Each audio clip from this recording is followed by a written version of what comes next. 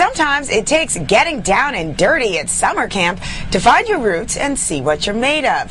And that's exactly what the mega popular Jonas Brothers did in their brand new music-filled movie, Camp Rock. ABC's Raina Gitlin got the chance to sit down with the Jonas Trio and hear all about their experience. Let's take a look.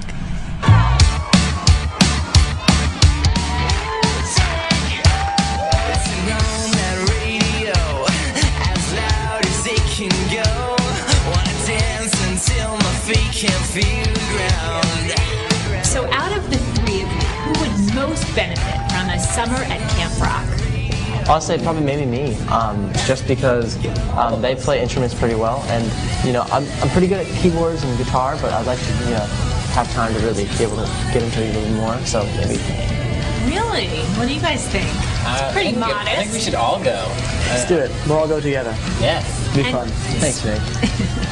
Speaking of camp, so this movie's obviously about camp. Did you guys go to camp? And if so, what is your favorite memory? I remember one time where I went and they did this capture the flag night, but at night, so in the dark, but everyone had opposing glow sticks, like green and then red. So all you saw in the middle of the field was just red and green, just like whatever it was, green and red. And I was scared. Crazy kids got hurt. But it was the best thing ever. It was You awesome. were all together? Or Me and Joe were there. Nick wasn't there, but it was pretty awesome. Okay, now switching gears a little bit. Not to put you guys on the spot, but dance is a huge part of the movie, right? Right. So you had to take some dance lessons. Yeah. Who's the best dancer? Luckily Kevin and I didn't really have to do too much dancing.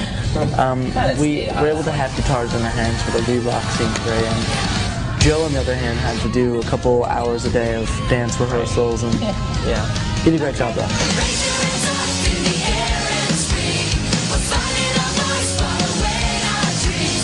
All right, Joe, let's see your best move. Best move. That's really good. Crazy, right? That was wild. That was insane. But you know what? I don't know if I could do that I'm very again. impressed because you actually stayed in the seat. You didn't get up. I know. So Not many people can do it. It's called the seat kick. you know how to like save your energy for the really important stuff. That's the best thing I've done all day. Okay, you guys all clearly have different personalities. You seem a little bit quieter. Now, describe the one to your left. Joe, the funny one, I guess. But the thing that most people don't know is that, if we're in a conversation and somebody says something and I'll make like a funny comment back about it, like a joke, I'll say it like under my breath most of the time, like, and Joe will be sitting next to me and he'll steal my joke. And everyone will laugh. And he admits it. Yeah. So he steals my jokes, but I'm fine with it. I'll write his jokes. He can, he can tell them. He can get all the glory. But he's, funny, outgoing, and he's, just a great guy. Okay, Joe, quickly. I think for Kevin, I think he's definitely the businessman, and he's always bringing great ideas about touring and things like that. And he does a great job, and he's the man. All right, and Kevin. The wall is really great. Doesn't say much. Nothing, dude. Thank you. Right. No, I'm sorry, Nick. He's definitely, you think he's quiet, but he's just really wise, and he's super, I guess focused. He chooses his words carefully, and he will be running for president one day. Wow. Year 2038. Big goals. So vote for Nick. So, okay, we have a viewer question. Lily from Santa Rosa, California wants to know, what are you guys' biggest fears? As in, spiders, afraid of the dark, things like that.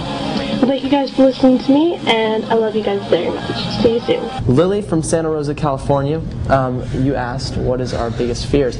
I say maybe, if Cloverfield was real. Also, if I found a spider in my cereal bowl. Ooh, that would just be more of a shock. But you didn't find out until if it was in your mouth. Planes freak me out a little bit. We fly a lot, but even so, just planes in general kind of. When you drop, and sometimes you drop down. Nick doesn't. He holds on. No, helicopters are what get you. Helicopters, choppy rides on helicopters. I love helicopters. I think they're fun. I'm like, yeah. therein lies the difference, right? Okay, now a serious question, guys. So there have been predecessors before you. Menudo, New Kids on the Block. What is going to make you guys relevant, and where can we find you in 5 years? I think for us, writing our own songs is a really big thing, and we're actually starting writing other songs for other people, co-producing for other people, doing movies, just living our dream and having fun while doing it. Okay, in terms of the dream, obviously great things about fame, but what's been the hardest thing to get used to? I think the hardest thing is sometimes the fans screaming. You never get used to it. It always surprises you around the corners or like getting noticed. You're like, whoa, you know, someone's like, ah. It's still new, and every day it's a new thing for us. So it's really exciting, and we're just so honored that our fans are so supportive. And speaking of fans, any crazy stories, fan stories? We recently had some experiences where some girls tried to get in front of our bus and try to get us off the road, like try to make our bus stop. We're in a bus, and you're not, so don't do that anymore. Absolutely. Okay, guys, thank you so much. Thank you so much.